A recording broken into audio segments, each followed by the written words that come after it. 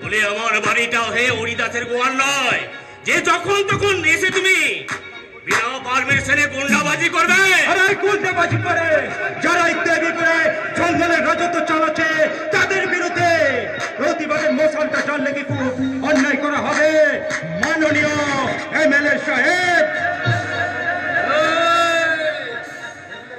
MLA গৌরব গোস্বামী সারাটা জীবন মাথা উঁচু করে বেঁচেছে, তার কেশাগ্র স্পর্শ করার ক্ষমতা কারোর নেই। আছে আছে, তার নাম ভগবান। ভগবান ঈশ্বরের ইলাসে নেই যে কোনো ঘুষের কারবার, তাই তো গণদেবতার বিচারে শূন্য হয়ে যাবে এই গৌরব গোস্বামীর ধ্বংসের চোখের পলক। এই সেই পলনে করাবে ওই হত্যকে আমি কেটে কুত্তাকে খাওয়াবো রে শালা।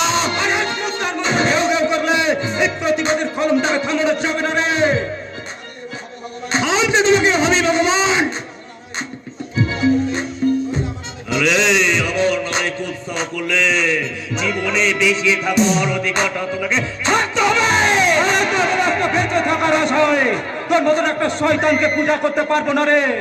দুর্নীতির আকাশে যার মাথা, অন্যায় অত্যাচারে পাতালে যার পা, তার সেই গৌরব গোস্বামীর মুখোশটাকে আমি টেনে হেঁচড়ে ছেড়ে দেবো। মুখ সামনে কথা বলে। তুমিও পথ সামনে পথ চলবে মিস্টার বিষাক্ত ব্যানার্জি। মনে রাখবে ক্ষমতার দালাল আর আত্ম অহংকারে যারা আকাশের দিকে মাপ তুলে চলে তাদেরকে কিন্তু কানাই করেই মরতে হয়।